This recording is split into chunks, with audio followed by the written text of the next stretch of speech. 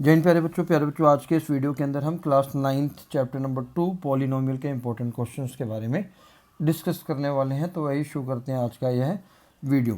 Question number 1 की बात करें तो क्वेश्चन नंबर 1 है factorize the following using splitting the middle term method. ठीक है, splitting the middle term method क्या होता है, सबसे पहले आपको वो पता होना चाहिए। उसके लिए आपको जनरल इक्वेशन पता होनी चाहिए क्वाड्रेटिक की, X square B X plus C. ठीक है, where A can not be equal to 0। इसके अंदर आपको क्या करना होता है, स्प्लिटिंग द मिडिल टर्म के अंदर आपने एक्स वाला जो कोफिशिएंट है उसको स्प्लिट करना होता है दो पार्ट्स में। तो आपने इस चीज़ पे ध्यान रखना है, क्योंकि कई बार क्वेश्चन वो ऐसे भी लिख देते हैं जैसे x square plus 18 plus 9x। ठीक है, तो आपने इसको स्टैंडर्ड फॉर्म में लेके आना। स्टैंडर्ड फॉर्म ये वाली है। आप अगर आपको जनरल इक्वेशन आती है तो आप इसको स्टैंडर्ड फॉर्म में लिखिए पहले। उसके बाद आपने क्या ध्यान रखना है कि जो एक्स वाला कोफिशिएंट है इसको आपने स्प्लिट करना होता है। करना कैसे होता है बता देते हैं। आपने सबसे पहला ए और सी को मल्टीप्लाई करना है, यानी कि जो एक्स स्क्वायर का कोफिशिएंट है ए और जो सी कांस्टेंट नंबर है उसको मल्टीप्लाई करना है। यहाँ पर एक्स स्क्वायर के साथ क्या है, कुछ नहीं, मतलब 1 है, और सी की जगह 18 है तो 1 इंटू 18 कर दिया तो हमारा मल्टीप्लाई करके आ गया 18, यानी कि प्लस का 18। ठीक है, अब 9 को हमने ऐसे दो पार्ट्स में ब्रेक करना है जिसको प्लस करके 9 आ जाए। ठीक है, जैसे 1 + 8 9 होता है, 2 + 7 9 होता है, 3 + 6 9 होता है, पर मल्टीप्लाई करके क्या आना चाहिए, 18 आना चाहिए। ठीक है, तो दूसरा तरीका क्या, आप 18 के फैक्टर्स देख लीजिए। 18 किस किस के टेबल में आता है, 1 में आता है, 2 में, 3 में, 4 में, सॉरी 6 में, 9 में और 18 में आता है। ठीक है, यहाँ से आपने ऐसे दो फैक्टर पिक करने हैं जिनको प्लस करके 9 आए और मल्टीप्लाई करके 18 आए। तो 6 और 3 का एक ऐसा पेयर है जिसको अगर आप प्लस करेंगे तो 9 भी आ जाएगा और मल्टीप्लाई करेंगे तो 18 भी आएगा। ठीक है, तो बस हो गया, बन गया फैक्टर आपका।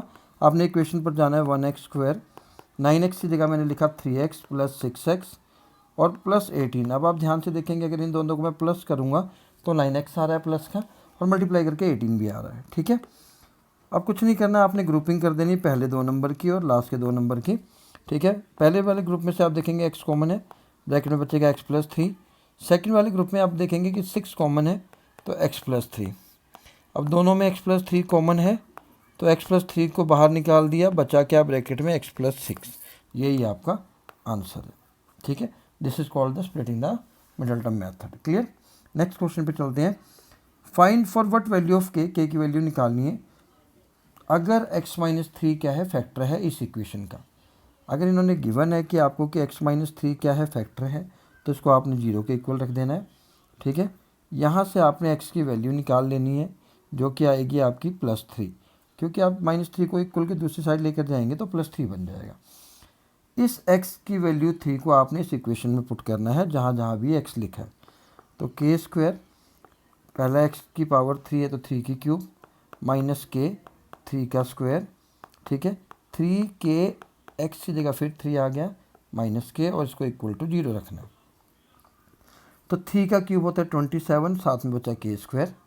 3 का स्क्वायर होता है 9, यानी कि 9k आ जाएगा प्लस 9k। ठीक है, क्योंकि 3 3 9 होता है, minus k is equals to 0। Clear.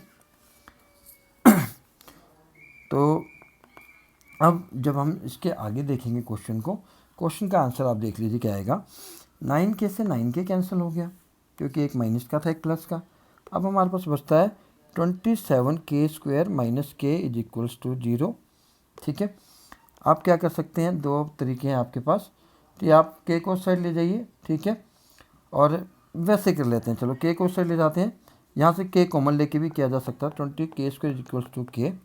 ठीक है, यहाँ से अगर मुझे k स्क्वायर इस k को इधर ले आया और 27 जाएगा डिवाइड में।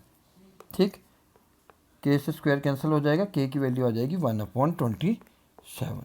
तो जब भी ऐसा क्वेश्चन आता है कि k की वैल्यू फाइंड आउट करो और कि x - 3 इसका फैक्टर है, तो x - 3 फैक्टर है तो x की वैल्यू 3 पुट करनी है।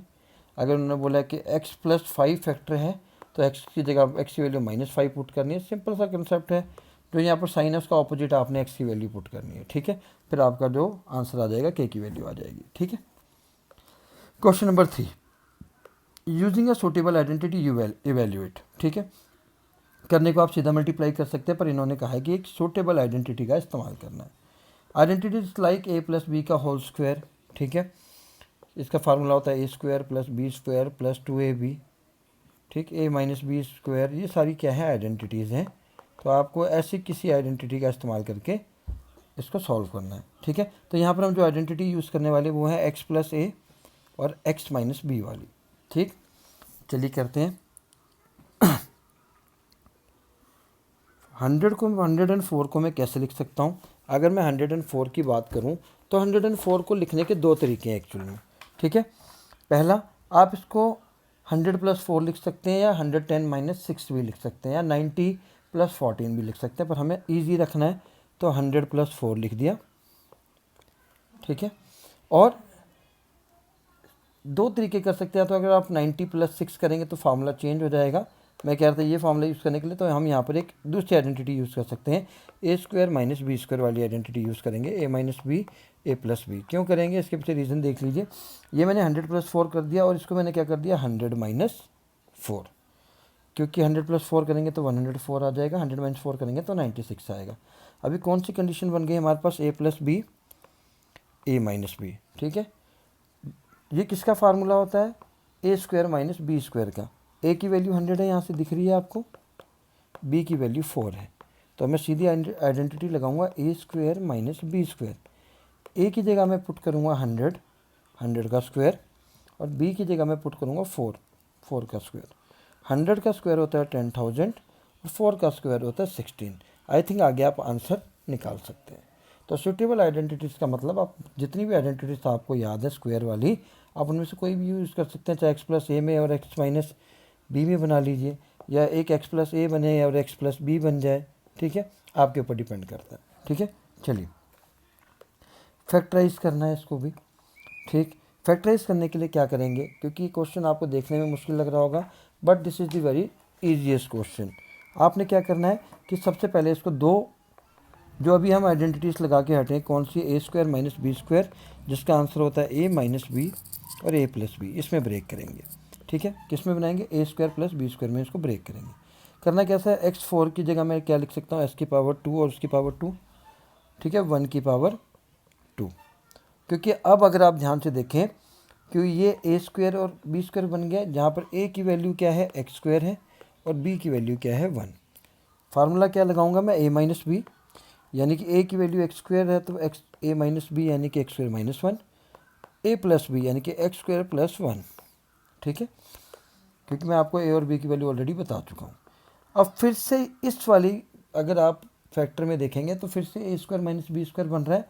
अब यहाँ पर आपको क्या करना है, इसको दोबारा से अगर आप दिखाना चाहें तो ऐसे दिखा सकते हैं, वैसे ज़रूरी नहीं है, बट आपको समझाने के लिए।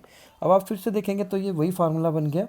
अब आप इसमें फिर से ए स्क्वायर माइनस बी स्क्वायर का फार्मूला लगाएंगे, जो कि होता है हमारे पास ए माइनस बी और ए प्लस बी, ठीक है। एक्स माइनस 1 और एक्स प्लस 1 अगर हमने बना दिया तो तीसरा फैक्टर हमारे पास आ गया एक्स स्क्वायर प्लस 1, ठीक है। तो ये इसके क्या होंगे, आंसर होंगे। हो गया फैक्टराइजेशन, क्लियर। क्योंकि कई बार क्वेश्चन पेपर में आ जाता है, बच्चे इसको देख कर डर जाते हैं और सोचते हैं कि होगा ही नहीं।